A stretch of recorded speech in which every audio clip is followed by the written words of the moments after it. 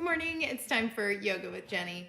And this week we're continuing to focus on core stability in our yoga practice. And it's a little untraditional, the way that we're going about it. So in other words, not doing 100 crunches and thinking that that's going to give us the core strength that we need to hold a plank or hold a yoga pose of choice, or challenge ourselves in terms of our just our daily life, whether it's being able to stand at the kitchen sink for an hour to cook dinner, or running in the woods for 5 miles, if that's your thing. So specifically looking at today, challenging our core stability with different limb movements. So that's where we're headed. Let's go ahead and get started.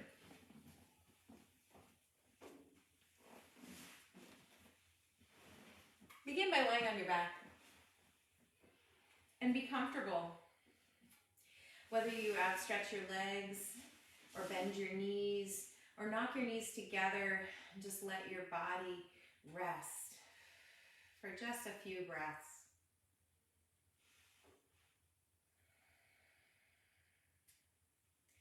Beginning to have that image in mind of your body expanding three-dimensionally.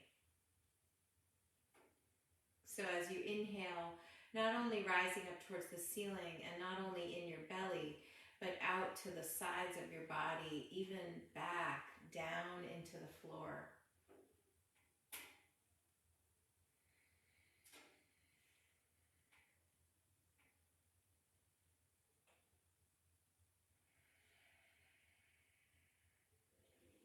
Start to notice the curves and shapes of your spine, where it touches and doesn't touch the mat.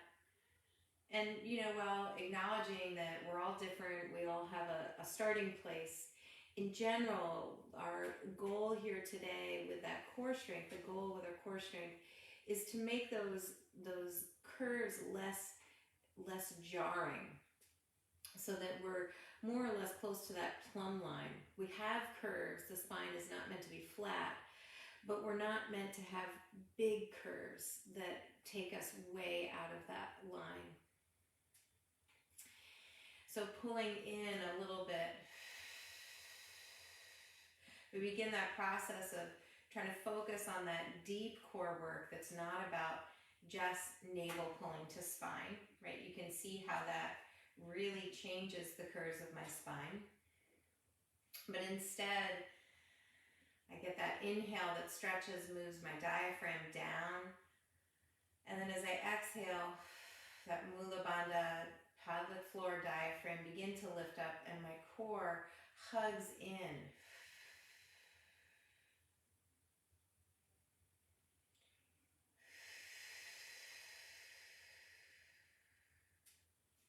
Good, so we're going to begin working with legs. And the first movement is just a slide, a simple leg slide. If you're on a mat that's rather sticky, you might roll up your mat. Here, I'll show you what I do. And just place your feet on if you have a hardwood floor. And take a nice deep breath in again. And then I let my arms and shoulders kind of get out of the picture here. And exhale, feeling that lift in my core as I extend one leg. So again, whatever the core is doing, it's helping prevent any changes and holding steadiness as the limb moves. And then bring the leg back up. Breathe. And then exhale. And inhale. And keep going. I'm alternating legs, so it's sort of like walking on my hips. I'm shifting my weight to one side and then the other. So in its simplest form, as we extend the leg, we don't want the back to overarch. But I don't want you to flatten it either, right? This isn't, again, it's not that navel into spine, that hardening of just one area of your abdominal wall. It's more all over lift and a sense of steadying your pelvis and your ribs. Good, so the second layer we're going to add today is a little bit more focused on upper body challenges for the core. So in a lot of our yoga postures, I'm not thinking so much of binding and those types of challenges for the shoulders. That's more like a range of motion challenge.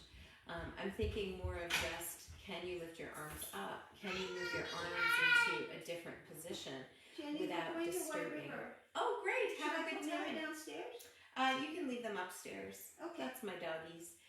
So we're gonna do a simple movement that's like the dead bug exercise, which you might know, that dead bug series.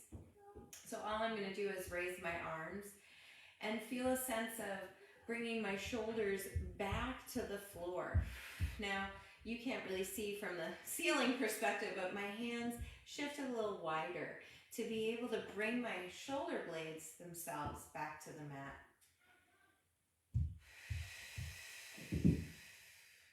And then I'm going to get deep and take a good breath. And then with the reach of the leg, I'm going to add the opposite arm going overhead. And then bring the arm back in as my leg comes back up. And other side.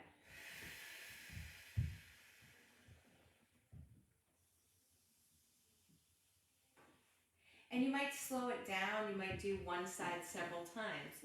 If you have stiffness in your shoulder, this is an overhead reach. So yes, you could benefit from, before you attempt any overhead reaching, foam rolling the structures underneath your shoulder, your lats, your serratus, and your rotator cuff muscles that insert back here, and even your chest muscles, right? So we can work that flexibility a little bit in preparation. But really, what I want you to focus on is how the core contraction can help hold your body steady. So my ribs aren't lifting as soon as my arm lifts, and my shoulder isn't shrugging as soon as my arm lifts.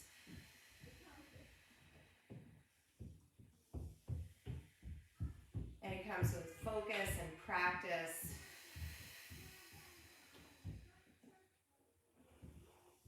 But again, it's not flattening your back.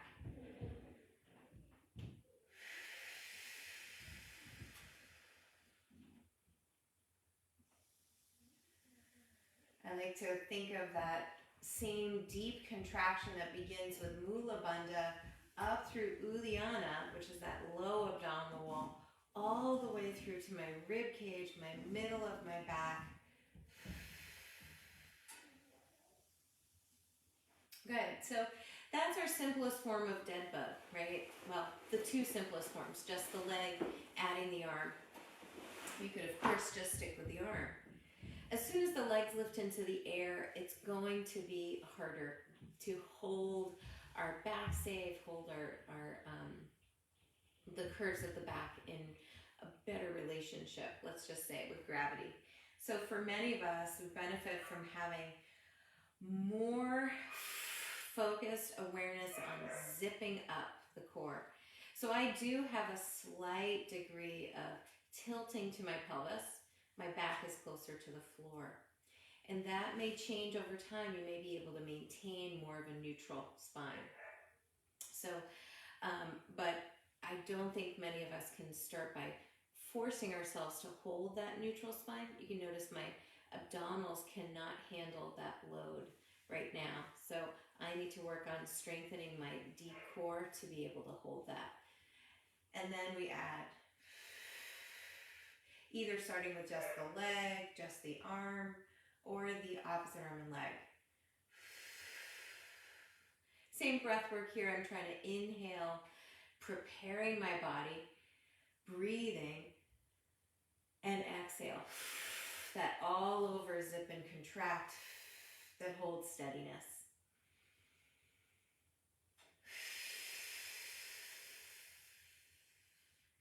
And then as you find yourself ready to rest, maybe resting in happy baby pose. So having the knees wide, the core has more space.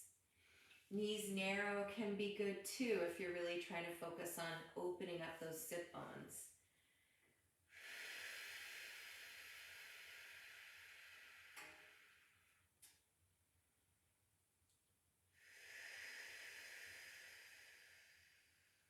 Good, rock and roll, come on up. Right up onto hands and knees.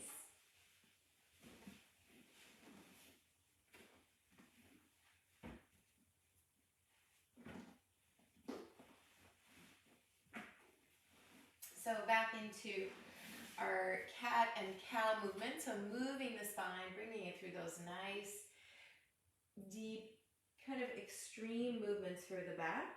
But looking for those spots where we have less movement, for many of us, kind of right at that rib cage meeting the low back. And trying to really focus there on Mula Bandha and Uddiyana Bandha, so the low portion of the abdominal and the core.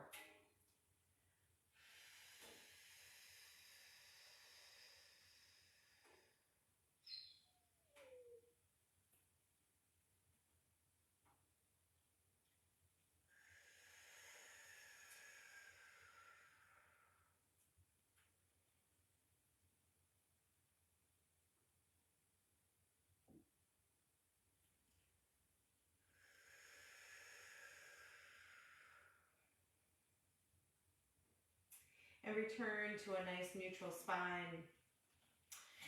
So it's somewhere in between those two extremes. We do have curves, but we're trying not to have exaggerated curves, right? We're supporting and holding that steadiness. I don't know, maybe I can lose my outer layer. Take off the fleece. And what we'll look at here too is that sensation of breath. So breathing in between the shoulder blades, in between the ribs, but also in my belly, also in my front. And then exhale, contract your core, hollowing and zipping, and then reach one arm and the opposite leg. Inhale to return. So we're just gonna do the same challenge you just worked on your back.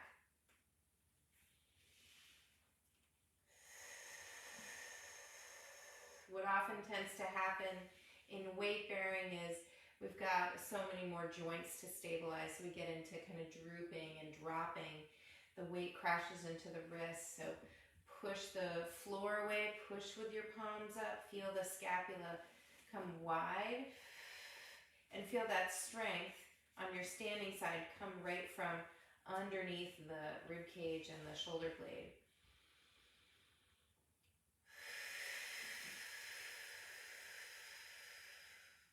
Often when our shoulders are not stable or strong enough, we tend to, I do it too, escape by kind of shifting our body weight back.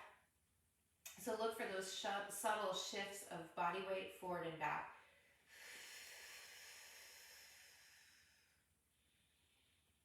As you do your bird dog. Good, and then a child's pose where you send the breath into that area, again, where we need to feel more movement, we need to feel more kind of a waking up sensation in our back. The flat spot.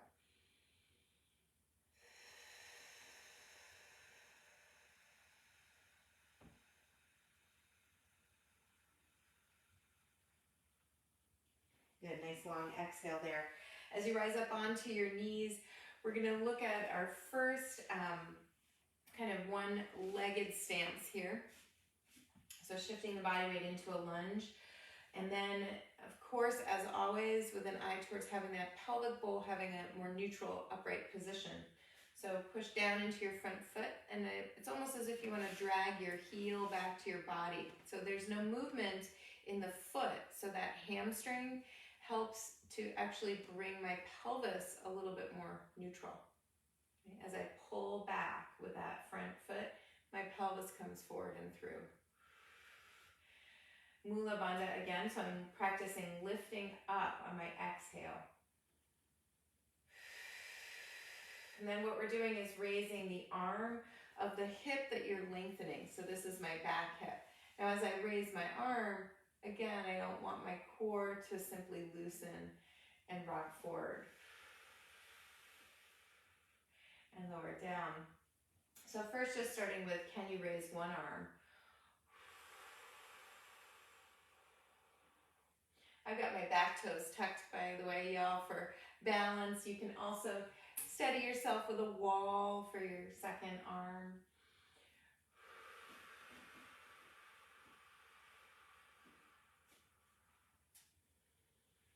Good, and then pause for a second, take a deeper breath. Try both.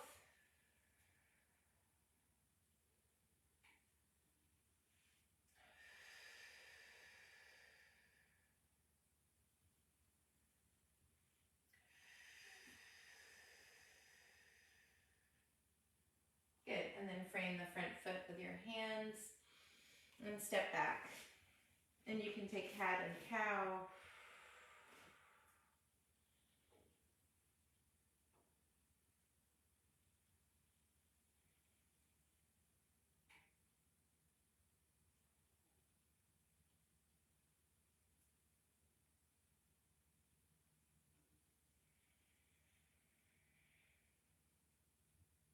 Yeah, step the other foot forward. You're coming into your Anjane, your low lunge. I'm activating through my hamstrings of my front leg and my glutes of my back leg a little bit to feel my pelvis come upright. And then the challenge is raising one and then both arms. You can, of course, have a deeper stride, having your front knee bent more, your pelvis shifted forward more. As long as that doesn't change what's going on in your torso, your core, your upright posture.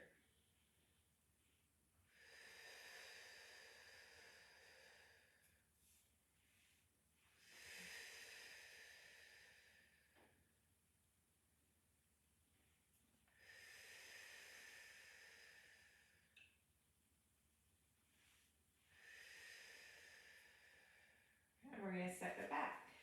Cat and cow.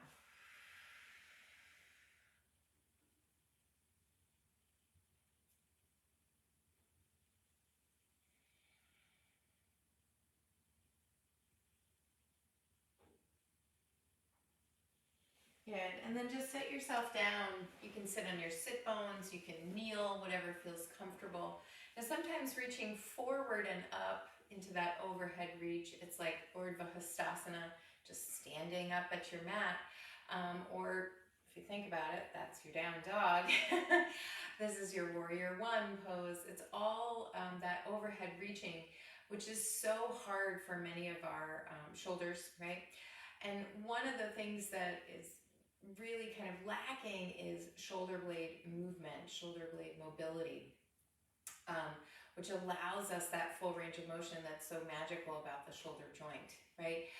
If we didn't have that shoulder blade attached, we could get to, like about, I believe it's 120, and then we can get all the way up because of the swing of the scapula. So if I were to take more clothes off, you could see the further my arm goes up, that scapula needs to swing towards your armpit. It needs to swing away from the spine. So you think about that cat and cow, how we're trying to get the scapula mobile right here. We're going to reach out and up from the sides of our body and up. So I'm working the same core control. I'm exhaling and lifting up as I sweep my arms up. But I'm trying to think about, are my shoulder blades kind of freely moving? Good, and let's take the time to reach up with one arm and come into your side stretch. Pause in your side bend, doesn't have to be down on the ground, doesn't have to be the deepest side bend, and reach around for that scapula. Can you feel it? And can you feel that blade, the shoulder blade has moved? If not, you can kind of encourage a little bit of mobility in that scapula. And that's, again, a great place for myofascial, foam rolling, ball work. Other side, reach it, sweep it, and come to your side stretch. And then check in Is that scapula there? Can you feel it coming through? Good, and then come on back up. Now go deeper, reach. And come back up. Feel that sweep of the arm coming from freedom in the scapula. Over. And coming back up. All the way back up onto hands and knees. Back to your first lunge that you did. Bringing the knee forward, the front foot forward, the back knee remains down, engaging that core kind of from the legs up through the core, pelvis and the spine. Good. What we're going to take is that top arm lifting and leaning over into a side stretch. So let me lower my arm. Let me move it from the side. So that same feeling and awareness from that side bend. Coming back up. And of course, this is a mobilizer for the psoas muscle. It's a deepener of that stretch. Back up. 2 more. But notice that I'm not arched in my back. I'm still moving with freedom in my arm and shoulder, but my core is steady. Good. On that note, we're just going to switch sides. So much of the time when I, ask people to go into a side stretch, side bending in Anjane, or whether it's an Anjane or in a standing lunge, I see people really wanting to side bend, right? And so we get this kind of crunching over to the side. Most of the time I see people bending forward to get down lower, but a lot of times I also see that arching of the spine. So I want you to think steady, breathing, and then sweeping, stretching through the shoulder and bending your body right to the side. Come back up. Elongate and exhale. Now you could be touching something, but not if you crunch down to get there.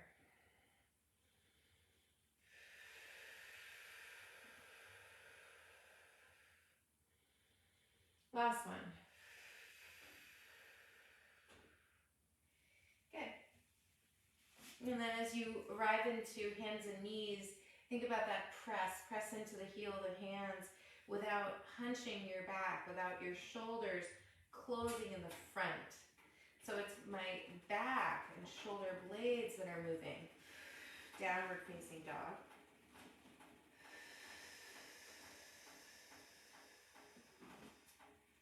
Let those shoulder blades move again here, away from the spine.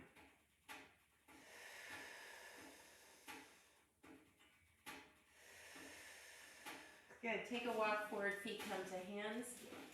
The top of your mat, lifting your body. It's almost like that cat and cow feeling. So lifting and lengthening on your inhale. And exhale, bowing and rounding. Again, lengthening. Still engaging through the core, enough to hold myself up, but I'm breathing. And you can pause in that lengthened position and come up with a flat back if it feels good for your back, or round your back and come up through a round back. And here's where you've lost my top part of my body. So let's adjust that view a teeny bit. As we go into our urba pastasana, which is just a standing reach, standing and lifting yourself up and reaching your arms up. So again, you might go forward with your arms, but so much of the time we feel like our shoulders get shrugged up and around our ears when we try to attempt to lift our arms. And that again says to me that there's a lack of freedom in the scapula and a lack of stability in the core that's not helping you feel how your shoulders need to move. So we're going to go from the side. So I'm turning my palms to face open, as in Tadasana, your mountain pose.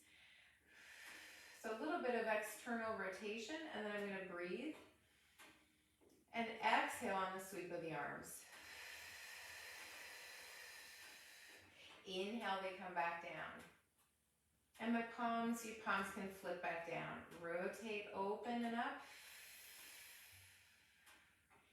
Inhale, coming back to your center. So it's a reversal of the breath work. If that really messes with your head, just keep it like you normally do. But focus here. If your inhale causes a tremendous amount of rising in the front of your body, you're putting a lot of pressure on your back, you're putting pressure down into your pelvis, it's loosening that abdominal wall. So as you exhale, I want you to lift up instead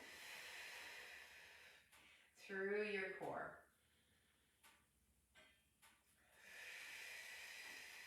Pause at the top. My palms are facing inward towards each other. It's like I'm holding a big book. My shoulders have moved, but they're not shrugging up to my ears, right? So there's freedom, but there's also relaxation. Good. And then coming down, forward fold, and step it back, downward facing dog.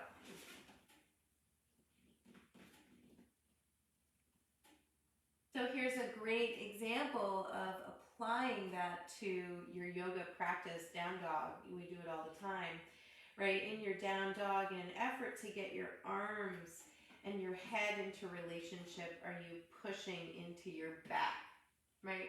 Arching your ribs, loosening the abdominal wall. So I take my head and I shift it forward. So it's absolutely not between my arms. I take a deep breath in. Feeling that breath stretch wide, deep, down, opening. And then I exhale, lifting up through the core, all the way up through my ribs, as I try to push through the hands and lengthen my arms and move my arms closer to my head. So it's not that you can't get there, you can't go there. You may be restricted by your shoulders, or you may be not able to move your back into more neutral, right? If some of us have that rounded back here, you may need to have bent knees in order to move into down dog. So three-legged dog, again, a very common yoga pose. Can you lift one leg up here without the hips turning and your back arching?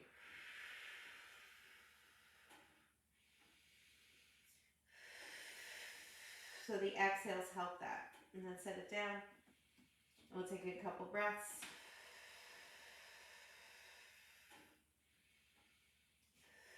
Other side.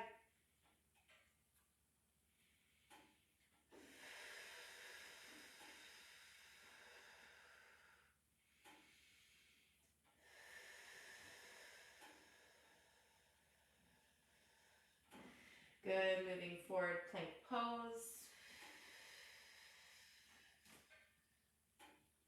All the way, all the way, all the way. Let's come all the way down. Another position where it's really important to be mindful of what's happening when you go to move your arms. When you go to move your arms, especially as they go more into that overhead position.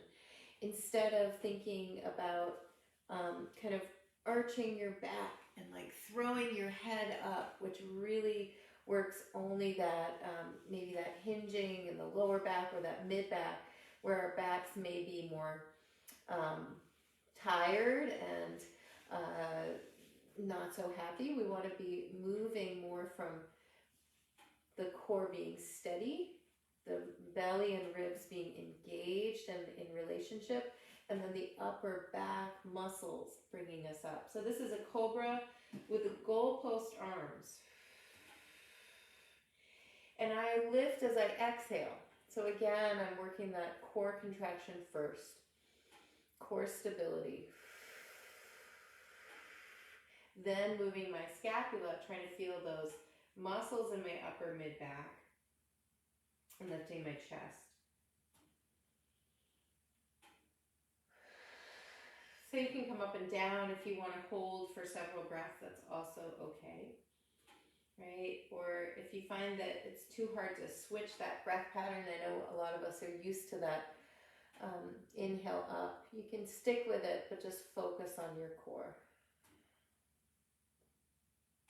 Good, now as you rise up and hold, try to lift the arms. And do it again. If you notice a lot of forward head when you try to lift your arms, or if you notice a lot of pressure around your ribs, you would benefit from exhaling. So feeling that core contraction and then feeling the scapula start to move. So it's less about my elbows and it's more about my shoulders and my shoulder blades.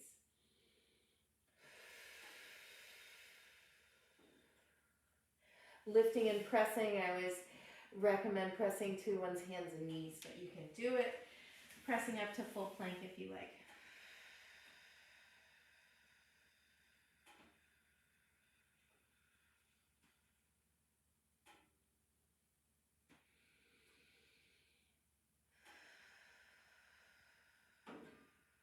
Good. So your first side that you did in your lunge, and you can shift with blocks around your foot if you like, back toes tuck under. This time we're going to lift into a standing lunge.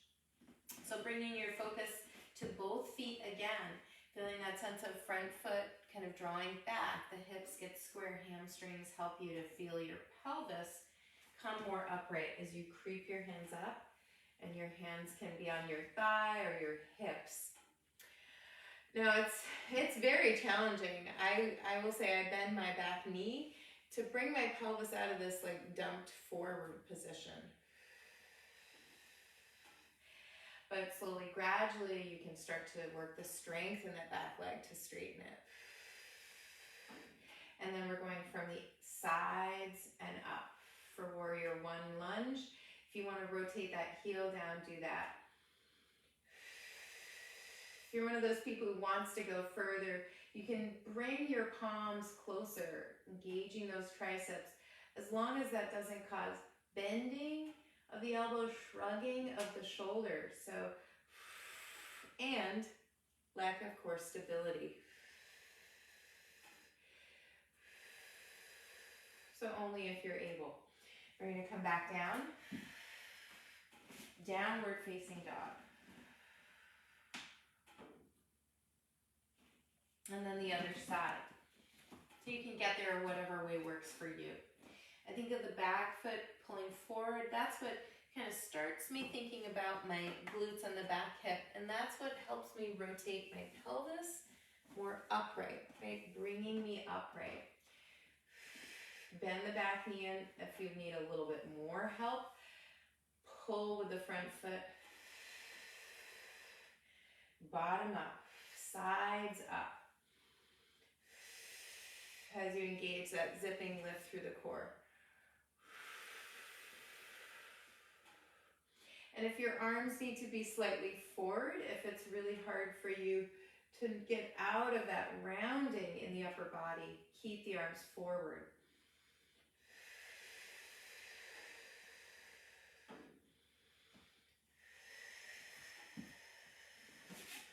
Downward facing dog.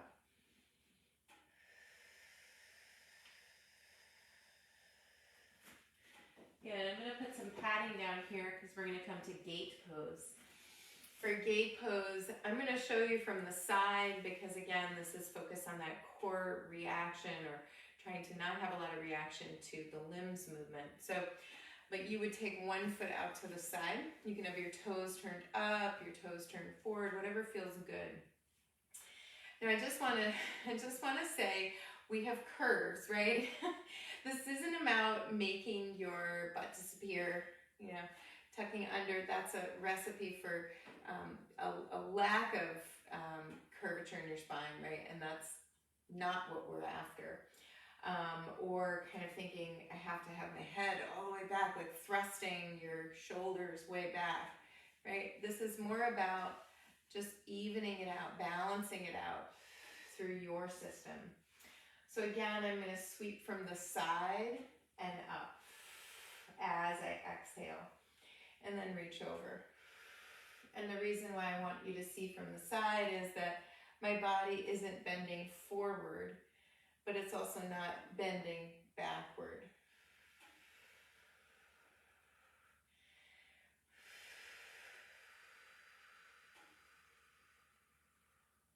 Coming back up. Good.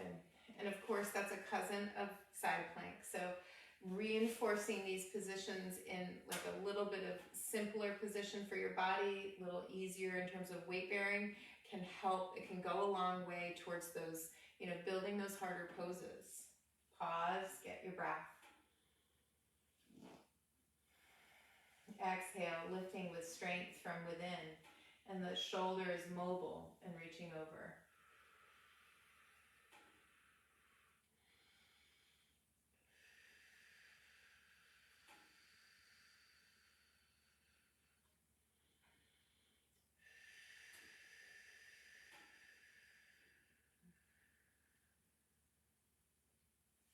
Good, and my two sides are different, so whether it's a shoulder that you're working with or lack of strength on one side of your belly or just differences, right? Just kind of let yourself explore, move around, shift around. Downward facing dog out of that.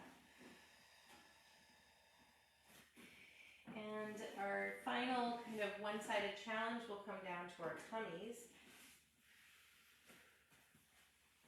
It's a locust variation. It's basically bird dog in another iteration. So if you struggle with that overhead position for your shoulders, if you struggle with rounded shoulders and forward head posture generally, getting your arms to go overhead and straighten and then lift up is going to be quite challenging. So I'd encourage you to stay with the goalpost position.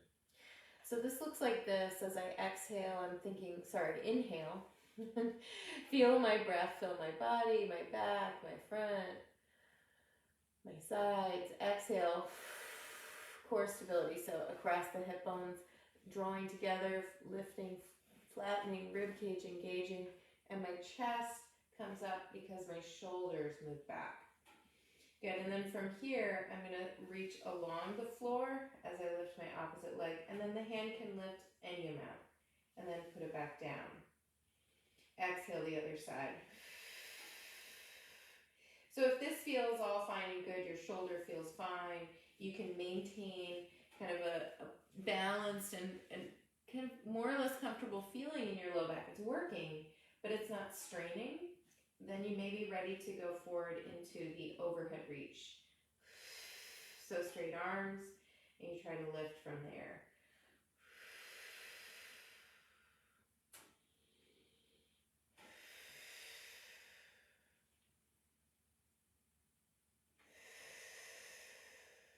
One more time each side.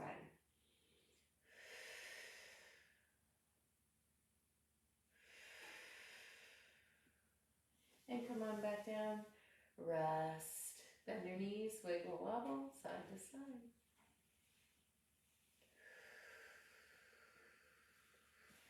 Good, lifting up. And we're going to swivel onto our backs to unwind. Let's take the feet wide, the knees are bent, the arms open wide for kind of the corresponding twist while on our back. So nice and easy turn of the knees from side to side. The hips are turning. Notice my ribs are actually turning. And I like to turn my head away from the knees. It's moving in opposition. Sometimes you have to get your ponytail out of the way.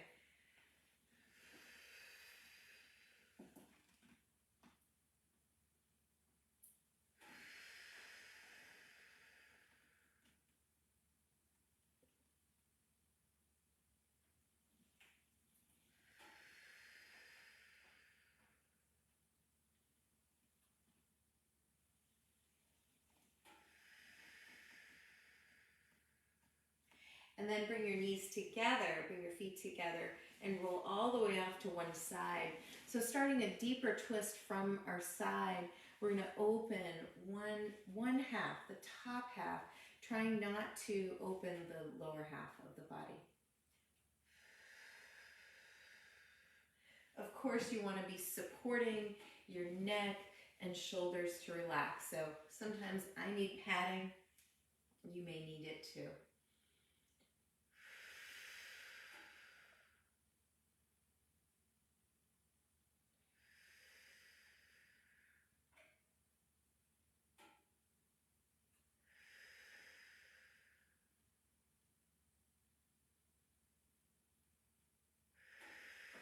Coming back around and coming on to your other side. So knees are together, hips stack, knees stack. Raise the arm and twist open. So even though I use the word deep twist, this isn't about getting your hand to the floor. This is about breathing and again, finding a little semblance of balance, right? This isn't overarching. I'm not purposely arching. I'm not tucking under. It's just that middle place.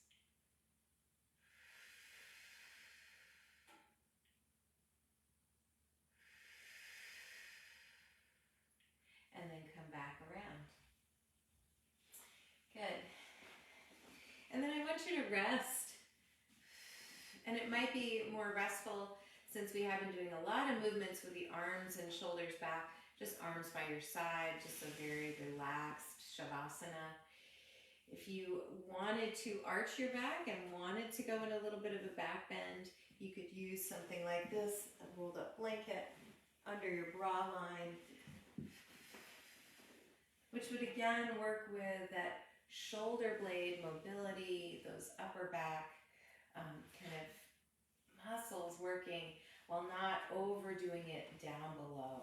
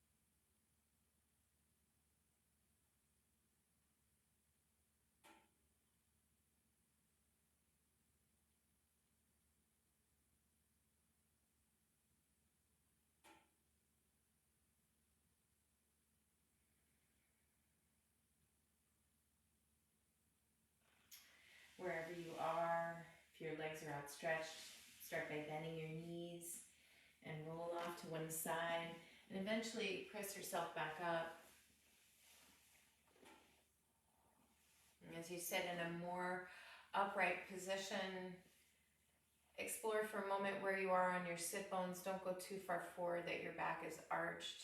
Don't tuck under. Try to be in a more or less balanced position in the center. And then we'll reach our arms out. So I'm turning my palms to you or even to the ceiling a little. Trying to reach out and up on my exhale. Tall spine, but not arching spine. Supported. Hands come together at heart center if you like, or touch your heart. May we all be happy. May we be healthy. May we live with more peace and more ease in our body, mind, and our hearts. Namaste. And I hope that today's little snippet of class was helpful for overhead reaching with core control. So as I mentioned, it's a little kind of unorthodox way of approaching our core strengthening. Thanks so much for being here. Have a great day.